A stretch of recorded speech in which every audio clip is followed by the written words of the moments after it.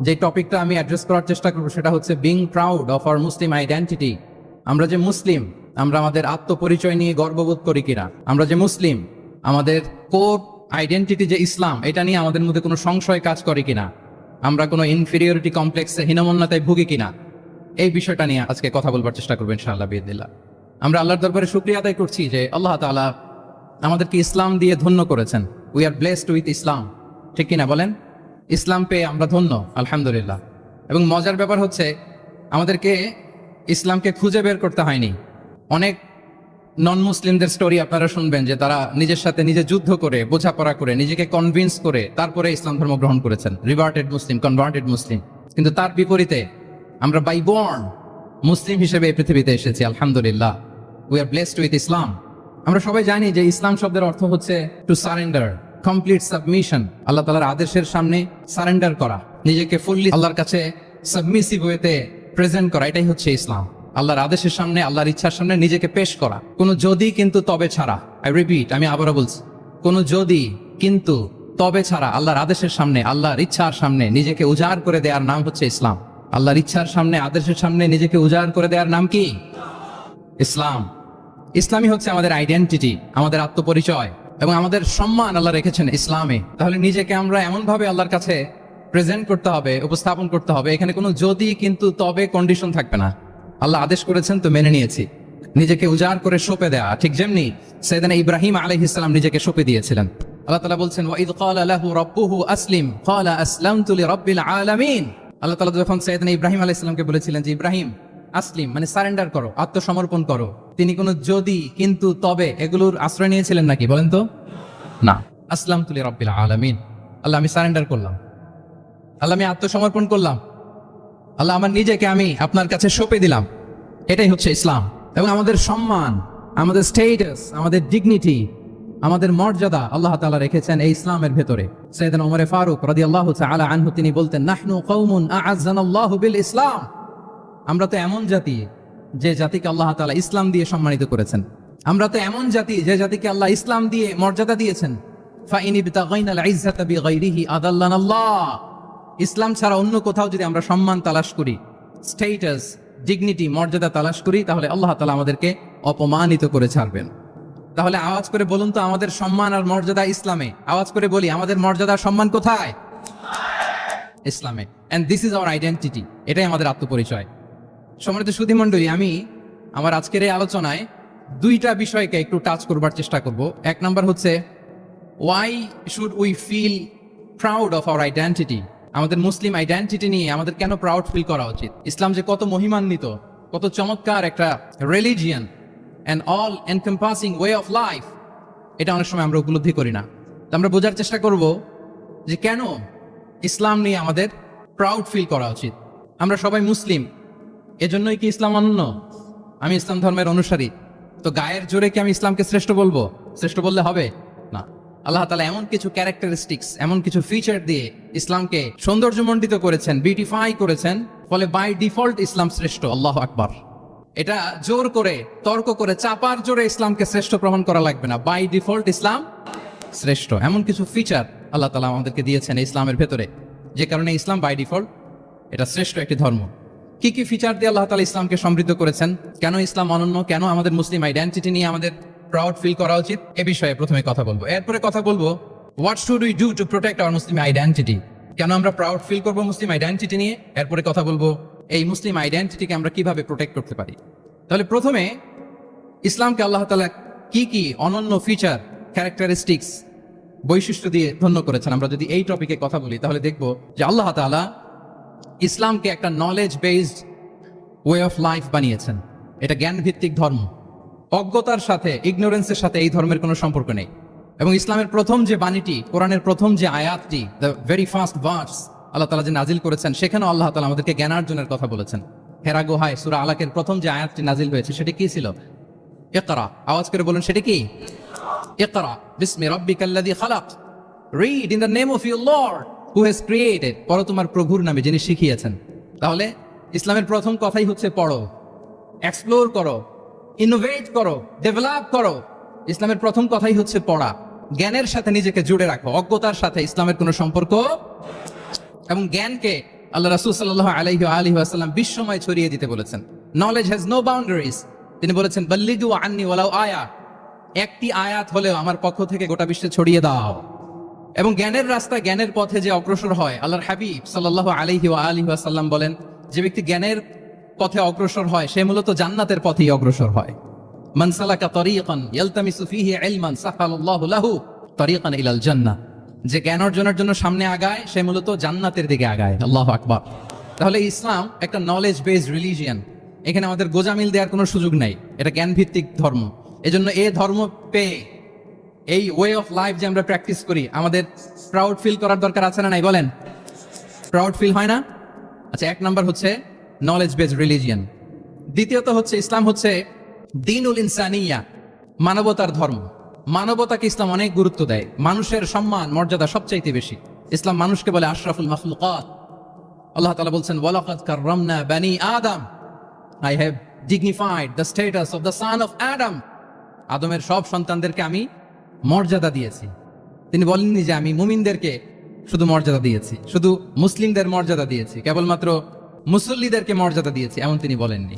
ওয়ালাকাদ কাররামনা বানি আদম, গোটা বনি আদমকে, মুসলিম অমুসলিম নির্বিশেষে সব বনি আদমকে আমি সম্মানিত করেছি। আল্লাহু আকবার।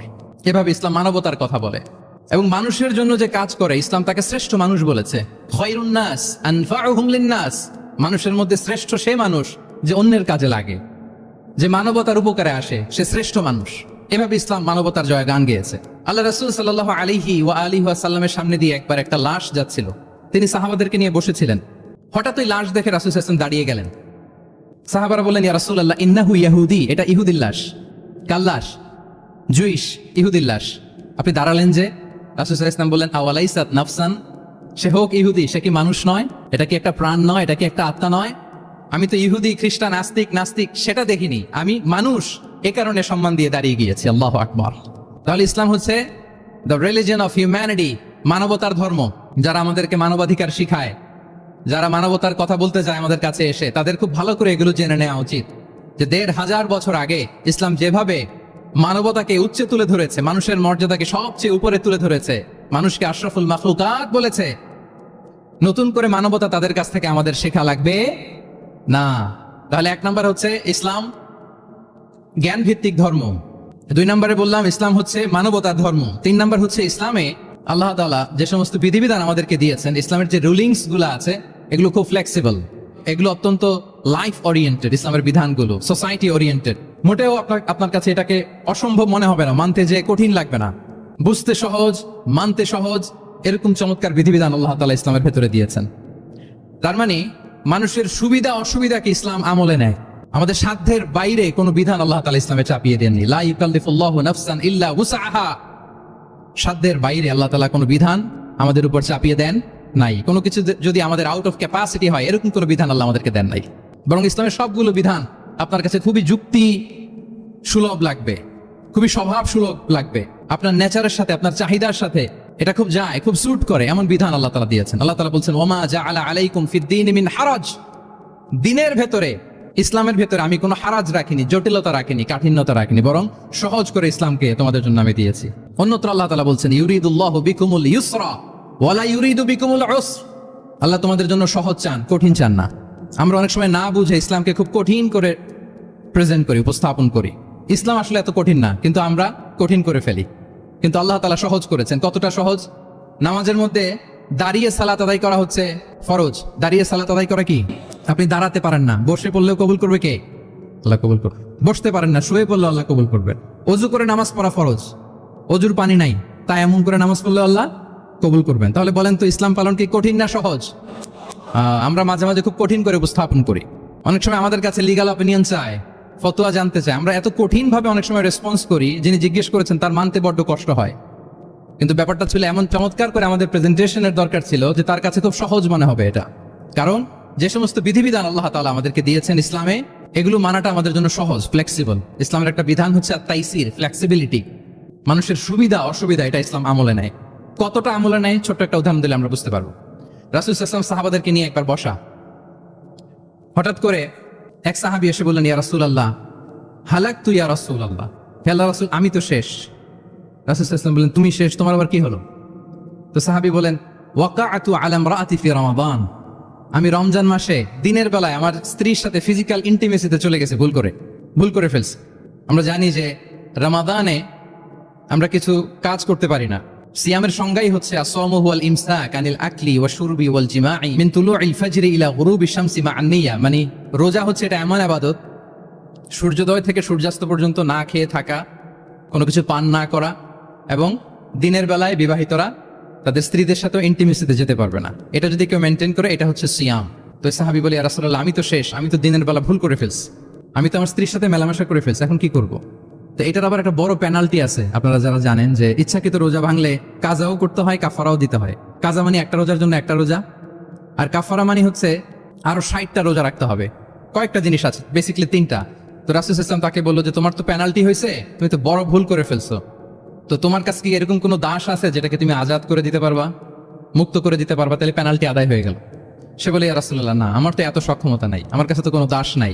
আচ্ছা, দাস নাই। তো রাসূল সাল্লাল্লাহু আলাইহি ওয়াসাল্লাম বললেন, তাইলে তুমি টানা 2 মাস রোজা রাখতে হবে, তাইলেও পেনাল্টি হয়ে যাবে, আদায় হয়ে যাবে, পারবা? সে বলে, ইয়া রাসূলুল্লাহ, 2 মাস রোজা রাখা তো এটা কঠিন হয়ে যায়, ইটস নট এ জোক, টানা 60 দিন কি করে রোজা রাখবে?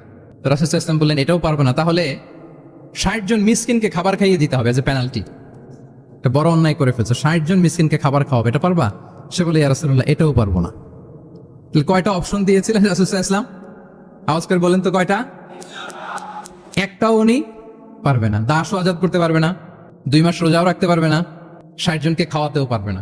তো রাসূল সাল্লাল্লাহু আলাইহি ওয়াসাল্লাম বলেন, কিছুই যখন পারবে না, কি আর করা, যাও একটু অপেক্ষা করো, দেখি কি করা যায় তোমাকে নিয়ে। তো রাসূল সাল্লাল্লাহু আলাইহি ওয়াসাল্লাম অন্যান্যদের প্রশ্নের উত্তর দিচ্ছিলেন, সময় যাচ্ছে, হঠাৎ করে রাসূল সাল্লাল্লাহু আলাইহি ওয়াসাল্লামের দরবারে এক ঝুড়ি সাদাকার খেজুর আসলো, এক ঝুড়ি। তো সাদাকার এক ঝুড়ি খেজুর দেখে রাসূল সাল্লাল্লাহু আলাইহি ওয়াসাল্লাম বললেন, ওই ব্যক্তিকে ডাকো যার কিছু নাই, কিছুই করতে পারবে না। ডেকে আনা হলো। রাসূল সাল্লাল্লাহু আলাইহি ওয়াসাল্লাম বললেন, যাও, তুমি তো কিছুই করতে পারবে না, এই এক ঝুড়ি চ্যারিটির খেজুর, সাদাকার খেজুর, তুমি গরিবদের মাঝে বিতরণ করে দাও, তাসাদ্দাক বিহা, এটা বিতরণ করে দাও, তাইলে আশা করি আল্লাহ তোমাকে মাফ করবে। তো এই সাহাবী বলে, ইয়া রাসূলুল্লাহ, আলা আফকারা মিন্না ইয়া রাসূলুল্লাহ, আমার চেয়েও গরিব কাউকে খুঁজে বের করে দান করতে হবে? তো রাসূল সাল্লাল্লাহু আলাইহি ওয়াসাল্লাম বলেন, হ্যাঁ, গরিবকেই তো দিতে হবে। তো উনি বলেন যে, রাসূলুল্লাহ, পুরো মদিনার তল্লাটে আমার চাইতে গরিব কেউ আর নাই, আমি সবচাইতে গরিব। ফাদাহিকা রাসূলুল্লাহ হাত্তা বাদাত আনিয়াবু, এই কথা শুনে রাসূল সাল্লাল্লাহু আলাইহি ওয়াসাল্লাম হেসে দিলেন। এত হেসে দিলেন যে রাসূল সাল্লাল্লাহু আলাইহি ওয়াসাল্লাম এই পাশের চোয়ালের দাঁত দেখা গেল। এত বেশি হাসেন না উনি, নিজেকে ধরে রাখতে পারলেন না, হাসি আটকে রাখতে পারলেন না। ফাদাহিকা রাসূলুল্লাহ, হেসে দিলেন। হাত্তা বাদাত আনিয়াবু, ওনার দাঁতের এ পাশ ও পাশ দেখা গেল।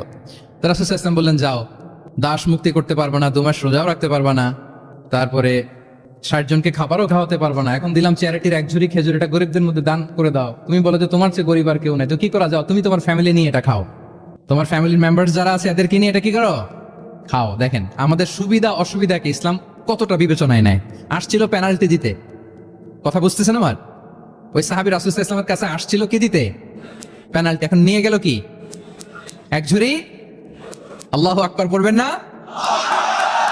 দিস ইজ আওয়ার ইসলাম, যেটা নিয়ে আমাদের প্রাউড ফিল করা উচিত। কি বলেন?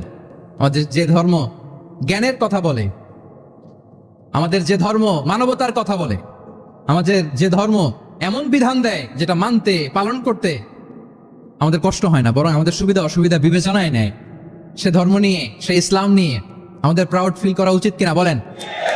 শুনি নাই আমি, ইয়েস অর নো? আচ্ছা, গেল ফ্লেক্সিবিলিটি। আচ্ছা, অন্যের অধিকারের ব্যাপারে সচেষ্ট থাকতে বলে ইসলাম। সুবহানাল্লাহ। আল মুসলিমু মান সালিম আল মুসলিমুনা মিন বিলিসানিহি ওয়া ইয়াদিহি, মুসলিম তো সে যার হাত থেকে, যার হাতের অনিষ্ট, মুখের অনিষ্ট থেকে তার আশেপাশের ভাইয়েরা নিরাপদে থাকে, সে হচ্ছে মুসলিম। তার মানে আপনার হাত দিয়ে, আপনার কথা দিয়ে, আপনার কাজ দিয়ে আপনি আশেপাশের কাউকে যদি কষ্ট দেন, আপনি মুসলিম হতে পারবেন?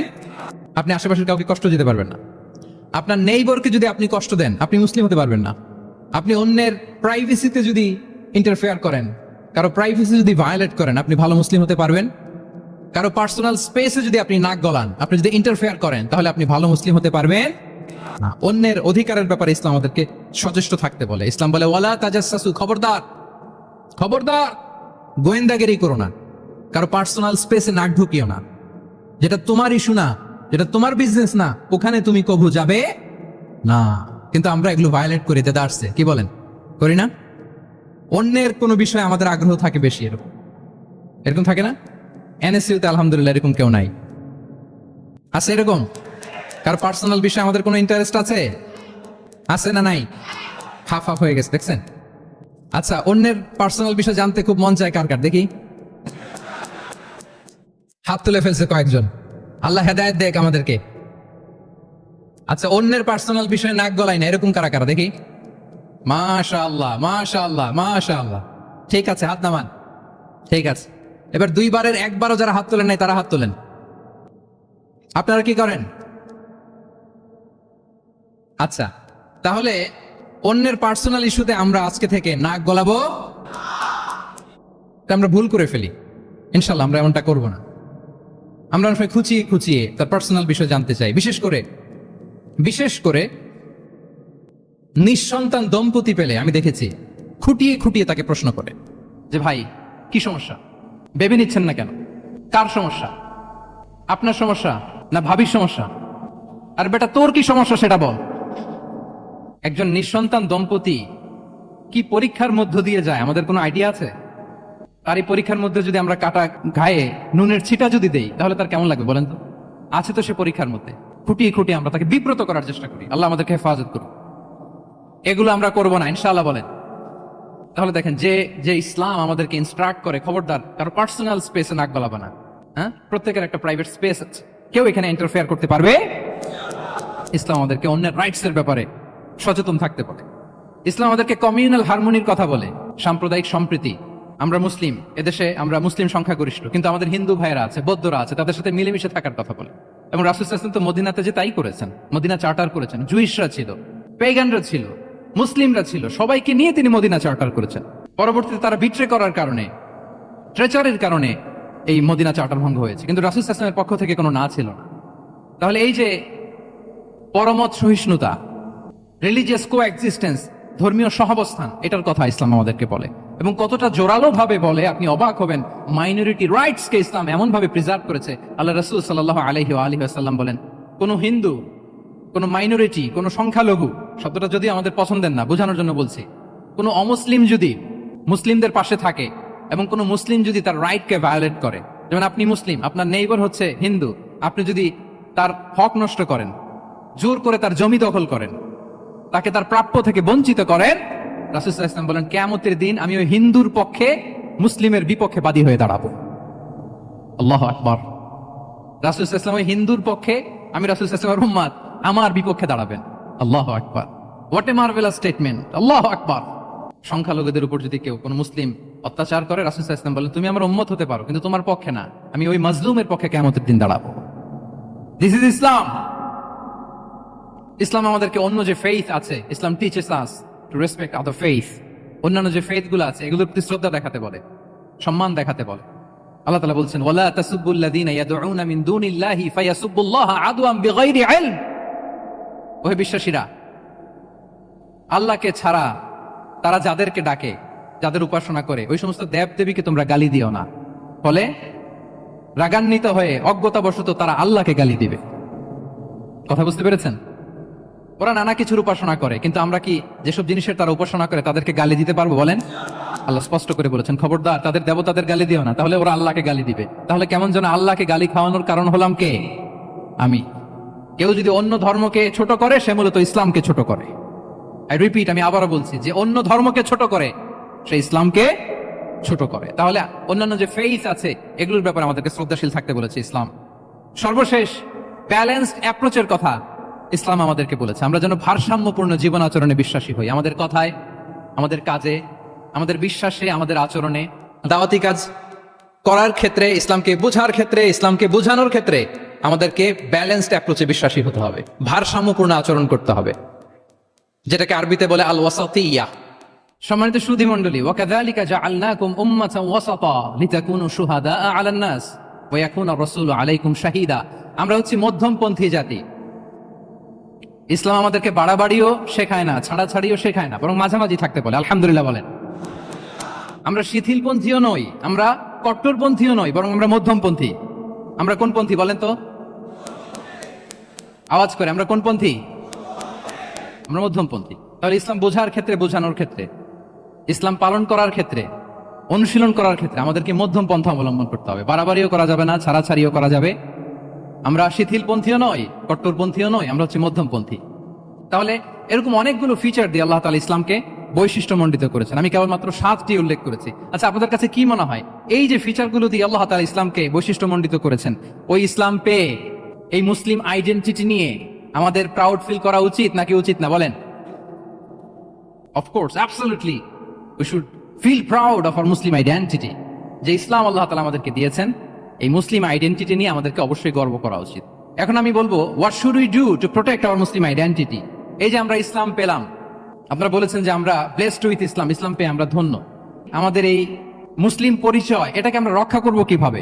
এখানে বেশিরভাগ তরুণ যুবক, মাশাআল্লাহ, আপনাদের উদ্দেশ্যে সামান্য কয়েকটি পয়েন্টস বলেই যে আমাদের মুসলিম আইডেন্টিটিকে আমরা কিভাবে প্রোটেক্ট করব, কয়েকটা পয়েন্ট বলেই আমি আমার আলোচনা শেষ করবো ইনশাআল্লাহ বিইذনিল্লাহ। মৌলিকভাবে যদি বলতে হয়, আমাদের এই মুসলিম আইডেন্টিটি যদি আমাদেরকে প্রিজার্ভ করতে হয়, প্রোটেক্ট করতে হয়, সর্বপ্রথম যেটা আমাদেরকে করতে হবে সেটা হচ্ছে অন টাইমে আমাদেরকে সালাত আদায় করতে হবে। Times prayer on time. Push yourself to go to mosque for offering সালাহ। নিজেকে পুশ করতে হবে। প্রথম হিসেব নিবেন, এনএসইউর যুবক ভাইয়েরা আমার দিকে তাকান, প্রথম আল্লাহ তাআলা হিসেব নিবেন কিয়ামতের ময়দানে এই সালাতের। আউয়ালু মা ইউহাসাবু বিহিল আবদু ইয়াউমাল কিয়ামাতি আস-সালাহ। সর্বপ্রথম আল্লাহ তাআলা সালাতের হিসাব নেবেন। এই সালাতের হিসাব যদি আমরা সুন্দর করে দিতে পারি, সব সুন্দর হয়ে যাবে। এবং ঈমান আর কুফরের মাঝে পার্থক্য হচ্ছে এই সালাহ। আওয়াজ করে বলুন, ঈমান আর কুফরের মাঝে পার্থক্য কি? এটাতে কোনো ছাড় নাই, compulsory. Push yourself to offer Salah on time. এটাই আমাদের আইডেন্টিটি। মুসলিম আইডেন্টিটির প্রথম কথা হচ্ছে সালাত। যার সালাত নাই তার ঈমান নাই। আওয়াজ করে বলেন, যার সালাত নাই তার কি নাই? আমাদের অনেক তরুণরা মুসলিম উম্মার মুক্তি কিভাবে হবে এটা নিয়ে খুব পেরেশান, কিন্তু সালাতের ব্যাপারে উদাসীন। এরকম আছে না নাই? এটা হইল? এটা যায়? হ্যাঁ, যে ব্যক্তি মুসলিম উম্মার মুক্তি নিয়ে টেন্সড, সে সালাতে উদাসীন, এটা মেনে নেওয়া যায় না। তাহলে মুসলিম আইডেন্টিটি প্রোটেক্ট করতে হলে সর্বপ্রথম আমাদেরকে সালাতে যত্নবান হতে হবে, 1 নাম্বার। 2 নাম্বার হচ্ছে আল কোরআন আল কারীমের সাথে আমাদের অ্যাটাচমেন্টটাকে মজবুত করতে হবে। 1 নাম্বার হচ্ছে সালাত, মুসলিম আইডেন্টিটির। 2 নাম্বার হচ্ছে কোরআন। আওয়াজ করে বলেন, 2 নাম্বার কি? কোরআনের সাথে আমাদের অ্যাটাচমেন্ট বাড়াইতে হবে। অনেকের কোরআনের ইন ডেপথ নলেজ অনেক ভালো, কোরআনের রিফ্লেকশন গুলো খুব ভালো জানে, কিন্তু কোরআন তেলাওয়াতের বেহাল দশা। এরকম আছে না? আবার আমাদের অনেক ভাইদের কোরআন তেলাওয়াত মাশাআল্লাহ খুব বিশুদ্ধ, কিন্তু তার আবার কোরআনের রিফ্লেকশন গুলো জানা নাই। দুইটাই আমাদের জন্য crisis. Recitation and reflection both are needed. দুইটাই লাগবে, দুইটাই লাগবে। যে প্রজন্ম কোরআন জানে না তারা কখনো সফল হতে পারে না। আই রিপিট, আমি আবারও বলছি, যে প্রজন্ম কোরআন জানে না তারা কখনো সফল হতে পারে। তাহলে আমাদের মুসলিম আইডেন্টিটিকে যদি প্রিজার্ভ করতে হয়, প্রোটেক্ট করতে হয়, প্রথমে আমাদেরকে সালাতের ব্যাপারে সোচ্চার হইতে হবে, সচেতন হইতে হবে। 2 নম্বরে কোরআনের সাথে আমাদেরকে অ্যাটাচমেন্ট বাড়াইতে হবে। কোরআন যেমনি বিশুদ্ধভাবে আমার আবৃত্তি করতে, তেলাওয়াত করতে জানতে হবে, আবার কোরআনের রিফ্লেকশন গুলো, কোরআনের শিক্ষাগুলো আমাদেরকে জানতে হবে। দুটো গেল। 3 নম্বর হচ্ছে হালাল হারাম কনসার্ন। হালাল যদি আপনি মেনটেন না করেন, আপনার কোনো মুসলিম আইডেন্টিটি নাই। আল্লাহ বলছেন, কুলু মিম্মা ফিল আরদি হালালান তাইয়্যিবা। এই জমিনে যেগুলোকে আমি হালাল করেছি এগুলো তোমরা কনজিউম করো। সম্মানিত শুধু খেয়াল রাখবেন, হালালের ভেতরেই বরকত আছে। হালালে কি আছে? হারামে কোনো বরকত নেই। হারামে আছে সাময়িক উত্তেজনা আর উন্মাদনা, কিন্তু হালাল এর ভেতরে আল্লাহ তাআলা বারাকা ঢুকিয়ে দিয়েছেন। তাহলে আমরা হালাল কনজিউম করব, কি বলেন? সব ক্ষেত্রে, সব ক্ষেত্রে। হারাম খেয়ে, হারাম কনজিউম করে যে ব্যক্তি দোয়া করে, যারা হারাম খায় তাদের দোয়া আল্লাহ কবুল করে না। এবং হারাম খেয়ে বর্ধিষ্ণু দেহ আল্লাহর জান্নাতে প্রবেশ করবে না। লা ইয়াদখুলুল জান্নাতা জাসাদুন গুযিয়া বিল হারাম। হারাম খেয়ে যে দেহ নাদুস নুদুস হয়েছে, ওই দেহ কখনো আল্লাহর জান্নাতে প্রবেশ করবে না। এজন্য খবরদার, আমাদের সবকিছু আমরা হালাল দিয়ে সাজাবো ইনশাআল্লাহ। বলেন সবাই। আমাদের অনেকে একটা ভুল করে, সেটা হচ্ছে অনেকে খাবারের ক্ষেত্রে খুব কনসার্ন, যেটা হালাল হইতে হবে, যেটা আমি কনজিউম করব এটার ব্যাপারে খুব কনসার্ন, কিন্তু অন্যান্য বিষয়ে তার আর কোনো খেয়াল নাই, ভ্রুক্ষেপ নাই। এরকম আছে না নাই বলেন? আমাদের সরকারি বিভিন্ন অফিসগুলোতে ঘুষ আছে না? ঘুষ আছে। দেখবেন সরকারি অনেক হিন্দু কর্মকর্তা গরুর গোশত খায় না। কেন খায় না? তার ধর্মে এটা নিষেধ, গরু খেতে চায় না। আচ্ছা, আবার সরকারি অফিসগুলোর অনেক মুসলিম কর্মকর্তা দেখবেন সরকারি কাজে থাইল্যান্ড গিয়েছে, চায়না গিয়েছে, খুঁজে খুঁজে হালাল রেস্টুরেন্ট খোঁজে। ওয়াইন খায় না, পর্ক খায় না। কারণ কেন খায় না? এটা ইসলামে নিষেধ। কিন্তু 2 অফিসারই, মুসলিম অফিসার, হিন্দু অফিসার, দুইজনই আবার ঘুষ খায়। হয় না এরকম? হিন্দু অফিসার গরুর গোশত খায় না, তার ধর্মে নিষেধ। মুসলিম অফিসার ওয়াইন খায় না, পর্ক খায় না, তার ধর্মে নিষেধ। তো ঘুষও তো 2 ধর্মের নিষেধ, কি বলেন? তাহলে যেটা খাবো, কনজিউম করবো, শুধু এটার ব্যাপারেই কি হালাল? না, ইউর ইনকাম শুড বি হালাল, ইউর ফ্যাশন শুড বি হালাল, ইউর এন্টারটেইনমেন্ট শুড বি হালাল, ইউর রিলেশনশিপ শুড বি হালাল। আপনার রিলেশনশিপও কি হইতে হবে? এই তো আসল জায়গায় চলে আসছি এখন। হালাল রিলেশনশিপ কোনটা? বিয়ে। এই পবিত্র বিয়ের মাধ্যমে আমরা এই হালাল রিলেশনশিপকে উপভোগ করতে পারবো। এর বাইরে আর কোন রিলেশনশিপে যাওয়া যাবে? হ্যাঁ, প্রি ম্যারিজ রিলেশনশিপ, এটা কি হালাল না হারাম? হ্যাঁ, ফতোয়া আপনারাই দিয়ে দিচ্ছেন। বলেন, বিবাহ বহির্ভূত যে কোনো রিলেশনশিপ হালাল নাকি হারাম? এক্সট্রা ম্যারিটাল যে কোনো রিলেশনশিপ বলেন হালাল নাকি হারাম? সাবধান হইতে হবে। তাহলে হালালের সাথে আমাদের সম্পর্কটাকে জোরদার করতে হবে। আচ্ছা, আপনারা আমার সাথে আছেন তো? মুসলিম আইডেন্টিটি রক্ষায় প্রথমে কি বলেছিলাম? সালাত। 2 নম্বরে অ্যাটাচমেন্ট উইথ কোরআন। 3 নম্বরে কি? হ্যাঁ, হালাল মেনটেন করতে হবে। আচ্ছা গেল। 4 নাম্বার হচ্ছে আমাদের একটা গুড সার্কেল মেনটেন করতে হবে। Always engage with good circle, maintain a good circle. যত টক্সিক পিপল আছে এদেরকে ইগনোর করবেন, দূরে থাকবেন। আপনাকেও ভালো করতে দিবে না, নিজেরাও ভালো থাকবেন, এরকম আছে না নাই? ভালো স্টাডি সার্কেল মেনটেন করবো আমরা। দিনের মৌলিক বিষয়গুলো শেখার জন্য একটা ভালো সার্কেল মেনটেন করব।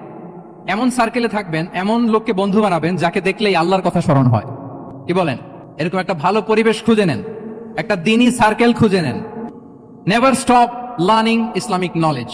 যারা এই যে নলেজ শেয়ারিং সেশন করে, ইসলামিক হালাকা করে, কোরআনিক স্টাডি সার্কেল করে, এই সার্কেলগুলোর সাথে আমরা থাকবো ইনশাআল্লাহ। কি বলেন? সবাই থাকবেন তো? তা না হলে মুসলিম আইডেন্টিটি আমরা প্রোটেক্ট করতে পারবো। আচ্ছা, 5 নম্বরে হচ্ছে এঙ্গেজ উইথ গুড ওয়ার্ক। কল্যাণমূলক কাজের সাথে নিজেকে আমরা জড়িয়ে রাখবো। এই যে টাইমটা আপনার লাইফের সবচেয়ে ক্রিম টাইম আপনি পার করছেন, বেশিরভাগ শ্রোতাই তো এখানে তরুণ এবং যুবক, এই সময় আপনি আর পাবেন না, কখনো পাবেন না। এই টাইমটাকে যেন আমরা কাজে লাগাই। এমন সময় আপনারা পার করছেন, আপনারা চাইলে বাতাসের গতিকে আপনারা পাল্টে দিতে পারেন, সাগরের স্রোতকে উল্টে দিতে পারেন, আপনারা চাইলে ইতিহাস গড়তে পারেন। এই যে 24-এর এই যে আপরাইজিং হলো, কারা করেছে এটা? হ্যাঁ, প্রবীণরা না নবীনরা? বলেন তো। এই যে আবু সাইদ বুক টান টান করে যে দাঁড়িয়েছে, সে কি বুড়া মানুষ ছিল না যুবক ছিল আপনাদের মতো? আল্লাহ রাসূল সাল্লাল্লাহু আলাইহি ওয়া আলিহি ওয়াসাল্লাম তিনি বলেন, ইগতানিম খামসান ক্বাবলা খামসিন। 5 জিনিস ফুরিয়ে যাওয়ার আগে 5 জিনিসকে গনিমত মনে করো, গুরুত্বপূর্ণ মনে করো। এর মধ্যে একটা হচ্ছে শাবাবাকা ক্বাবলা হারামিক। তোমার বার্ধক্য আসার আগে তোমার এই যৌবনকে, প্রৌঢ়ত্বের আগে এই যৌবনকে কাজে লাগাও। এবং কিয়ামতের দিন আল্লাহ তাআলা 7 শ্রেণীর ব্যক্তিকে তার সুশীতল আরশের নিচে ছায়া দিবেন, যেদিন আল্লাহর আরশের সুশীতল ঠান্ডা ছায়া ছাড়া আর কোনো ছায়ার ব্যবস্থা থাকবে না। ওই 7 শ্রেণীর ব্যক্তির মধ্যে এক ব্যক্তি হচ্ছে ওয়াশাবুন নাশাআ ফি ইবাদাতিল্লাহ। এমন যুবক যে আল্লাহর ইবাদতে তার যৌবনকে কাটিয়েছে। বলেন, ওইরকম যুবক হতে আমরা চাই কি চাই না? তাহলে আমাদের এই যৌবনকে আমরা কাজে লাগাবো। 6 নম্বরে হচ্ছে কনসিস্টেন্সি, ধারাবাহিকতা। আরবিতে বলে আল মুদাওয়ামা। এই যে আজকে মাশায়েখরা এখানে কথা বলবেন, এত মোটিভেটেড হয়েছেন, কালকে থেকে মাশাআল্লাহ নামাজ, নফল, রোজা, কোরআন তেলাওয়াত শুরু করছেন, কিন্তু 10 দিন পরে আবার শেষ, 1 সপ্তাহ পরে আবার আর নাই মোটিভেশন। এরকম হয় কি হয় না? আমরা কি শুধু 7 দিনের জন্য মোটিভেশন নেব আজকের কনফারেন্স থেকে, নাকি আজীবনের জন্য নেব? আজীবনের জন্য নেব। ধারাবাহিকভাবে রেগুলার আমরা কিছু নফল ইবাদত করব, রেগুলার আমরা আধা পৃষ্ঠা হলেও আল্লাহর কিতাব কোরআন তেলাওয়াত করব, প্রতিদিন 2টি আয়াত হলেও আমরা অর্থ পড়ব, একটি হলেও আল্লাহ রাসূল সাল্লাল্লাহু আলাইহি ওয়াসাল্লামের হাদিস আমরা পড়ব। তাহলে ধারাবাহিক আমল আল্লাহর কাছে খুব প্রিয়। আহাব্বুল আ'মালি ইলাল্লাহি আদওয়ামুহা ওয়া ইন কাল্লা। রাসূল সাল্লাল্লাহু আলাইহি ওয়াসাল্লাম বলেন, আল্লাহর কাছে সবচেয়ে প্রিয় আমল ওইটা যেটা আমার বান্দা নিয়মিত করে, ধারাবাহিক ভাবে করে, যদিও পরিমাণে ওইটা অল্প, যদিও পরিমাণে সেটা কি অল্প। তাহলে এই মোটিভেশনকে আমরা কন্টিনিউ করব ইনশাআল্লাহ। বলেন সবাই। সব শেষে খুবই গুরুত্বপূর্ণ হাম্বলনেস, বিনয় থাকতে হবে আমাদের, ডাউন টু আর্থ হইতে হবে। আমাদের মুসলিম আইডেন্টিটির সাথে অ্যারোগেন্সের কোনো সম্পর্ক নাই। ওমা তাওয়াদা আহাদুন লিল্লাহি ইল্লা রাফাআহুল্লাহ। রাসূল সাল্লাল্লাহু আলাইহি ওয়াসাল্লাম বলেন, যে আল্লাহর জন্য বিনয়ী হয়, নিচু হয়, আল্লাহ তাকে সম্মানিত করেন। বলেন, আমরা সম্মানিত হতে চাই কি চাই না? রাসূল সাল্লাল্লাহু আলাইহি ওয়াসাল্লাম দোয়া করতেন, আল্লাহুম্মা জাআলনি সাবুরা ওয়াজআলনি শাকুরা ওয়াজআলনি ফি আইনি সাগীরা ওয়া ফি আ'য়ুনিন নাসি কাবীরা। হে আল্লাহ, আপনি আমাকে শুকরগুজার বান্দা বানান। হে আল্লাহ, আপনি আমাকে ধৈর্যশীল বান্দা বানান। হে আল্লাহ, আপনি আমাকে আমার নিজের চোখে আমাকে ছোট বানান, মানুষের চোখে আপনি আমাকে বড় বানান। রাসূল সাল্লাল্লাহু আলাইহি ওয়াসাল্লাম নিজ চোখে ছোট থাকতে চেয়েছেন, ফলে গোটা বিশ্বের চোখে রাসূল সাল্লাল্লাহু আলাইহি ওয়াসাল্লামকে বড় মহামানব বানিয়েছেন কে? এখন আপনি নিজের চোখেই যদি বলেন যে আমি অনেক বড়, তাহলে হবে না। এই হাম্বলনেসটা আমাদের থাকতে হবে সম্মানিত ভাইয়েরা। আমাদের অনেক তরুণদেরকে আমি দেখি যে নতুন দিনে ফিরেছে, নতুন তার মধ্যে উপলব্ধি আসছে, রিয়েলাইজেশন আসছে যে আগে রং ট্র্যাকে ছিলাম, এখন রাইট ট্র্যাকে আসতে চাই, ইসলামকে অনুশীলন করতে চাই। আলহামদুলিল্লাহ, খুব ভালো। তো তার যখন রিয়েলাইজেশন আসছে, সে কিছু পড়াশোনা শুরু করে দেয়, কিছু পড়াশোনা করে, কিছু স্কলারসদের লেকচার শুনে। তো অনেক তরুণের মধ্যে এই সমস্যাটা একটা কমন ফেনোমেনা, যে একটু পড়াশোনা করে, একটু কিছু স্কলারসদের লেকচার শুনেই ও মনে করে যে আমি সব জেনে গেছি। কি মনে করে? আমি সব জেনে গেছি। এরপরে এখানেই ক্ষান্ত হয় না, এরপরে সে ভুল ধরতে আরম্ভ করে স্কলারসদের। সে বলে যে উনি এই ভুল করছে, উনি এই ভুল করছে, উনি ভ্রান্ত, উনি বাতিল। এরকম একটা কমন ফেনোমেনা আমাদের মধ্যে আছে না নাই বলেন? না, অ্যাবসলিউটলি রং। শিক্ষানবিশ যারা, তারা এটা করবে না। কিছুই শিখেননি আপনি, কিছুই জানেননি, এখনো অনেক দূর যেতে হবে আপনাকে। কোনো বিষয়ে কমেন্টস করতে গেলে, কোনো ইস্যু নিয়ে আপনাকে মন্তব্য করতে গেলে আপনাকে অগাধ পাণ্ডিত্য অর্জন করতে হবে, তারপরে আপনি সে বিষয়ে কথা বলতে পারবেন। তাহলে এই জাতীয় অ্যাটিটিউড যেন কখনো, এগুলো শয়তান করে, এই অ্যাটিটিউড যদি আমার মধ্যে ঢুকে, আপনি হয়তো ইসলাম থেকেও দূরে সরে যাবেন। আল্লাহ এই ধরনের অ্যাটিটিউড থেকে আমাদেরকে হেফাজত করুক, আমরা পড়ি আমিন। তাহলে সম্মানিত সুধী, being proud of our Muslim identity, এই টপিক নিয়ে আমি দুইটা বিষয়ে কথা বলেছি, যে আমরা কিভাবে আমাদের এই মুসলিম আইডেন্টিটিকে প্রিজার্ভ করবো, প্রোটেক্ট করব, আর কেন আমাদের এই মুসলিম আইডেন্টিটি নিয়ে গর্ববোধ করা উচিত। সম্মানিত সুধী মণ্ডলী, ইসলাম হচ্ছে আমাদের কোর আইডেন্টিটি, এবং ওমর ফারুক রাদিয়াল্লাহু তাআলা আনহু বলেছেন, এখানে ইসলামই আমার সম্মান, ইসলামই আমার ইজ্জত। ইসলামের বাইরে যে যদি আমরা ইজ্জত খুঁজতে চাই, আমাদেরকে আল্লাহ তাআলা অপমানিত করবেন। তাহলে আমরা বোল্ডলি যেন এটা বলি যে আমি মুসলিম। আল্লাহ তাআলা বলছেন, ওমান আহসানু কাওলাম মিম্মান দাআ ইলাল্লাহি ওয়া আমিলা সালিহান ওয়া ক্বালা ইন্নানি মিনাল মুসলিমিন। তার চেয়ে শ্রেষ্ঠ কথা আর কার হতে পারে, যে মানুষকে আল্লাহর দিকে ডাকে, নিজে সৎকর্ম করে আর বলে ইন্নানি মিনাল মুসলিমিন, নিশ্চয় আমি মুসলমান, নিশ্চয় আমি কি, বোল্ডলি প্রাউড ফিল করে। আমরা বলতে পারবো না যে আমি মুসলিম? পারবো? হ্যাঁ, নাকি সংশয় কাজ করে? করে? বলেন, আমরা আমাদের মুসলিম আইডেন্টিটিকে ওন করতে চাই কি চাই না? সবাই চাই। আমাদের আসল পরিচয় কি বলেন? মুসলিম। এরকম মুষ্টিবদ্ধ হাত উঁচু করে বলেন, আমাদের পরিচয় কি? আমি প্রশ্ন করলে উত্তর দিতে পারবেন? আওয়াজ করে বলেন, আমি কে? তুমি কে? এনএসইউ মেক এ নয়েজ, আমি কে? তুমি কে? আমি কে? তুমি কে? ওয়াকালা ইন্নানি মিনাল মুসলিমিন। তার চেয়ে শ্রেষ্ঠ ঘোষণা, শ্রেষ্ঠ কথার কার হতে পারে, যে বলে যে আমি মুসলিম। এটাই আমাদের আসল পরিচয়। আমরা যেন হৃদয় থেকে আমাদের এই মুসলিম আইডেন্টিটিকে ওন করতে পারি। আল্লাহ তাআলা আমাদেরকে তৌফিক দান করুক, আমরা বলি আমিন। সম্মানিত সুধী মণ্ডলী, ইসলাম হচ্ছে সময়ের অপরিহার্য বাস্তবতা। ইসলাম আমাদেরকে সঠিক জীবন দর্শন শেখায়। আপনি জীবনে সুখী হতে চান, সমৃদ্ধ হতে চান, সফল হতে চান, জীবনের প্রতিটি অঙ্গনে আপনি ইসলামকে প্র্যাকটিস করুন, আপনি সুখী হবেন for sure, I am telling you. কারণ ইসলামের ছায়াতলেই রয়েছে আমার, আপনার, আমাদের সকলের আলোক স্নাত মুক্তি। আল্লাহ তাআলা আমাদের সবাইকে কথাগুলো বোঝার ও আমল করার তৌফিক দান করুক। আমি আবারও এনএসইউ কর্তৃপক্ষকে অন্তরের অন্তঃস্থল থেকে এরকম চমৎকার একটি কোরআনিক কনফারেন্স এবং সির এক্সিবিশনের আয়োজনের জন্য ধন্যবাদ জানাই। যারা দীর্ঘ সময় জুড়ে আমার লেকচারটি শুনলেন, আপনাদের সবাইকে আবারও শুভেচ্ছা এবং মোবারকবাদ জানিয়ে এখানেই শেষ করছি। হাদা মা ইনদি ওয়াল ইলমু ইনদাল্লাহি আলাইহি তাওয়াক্কালতু ওয়া ইলাইহি উনীব। ওয়াসসালামু আলাইকুম ওয়া রাহমাতুল্লাহি তাআলা ওয়া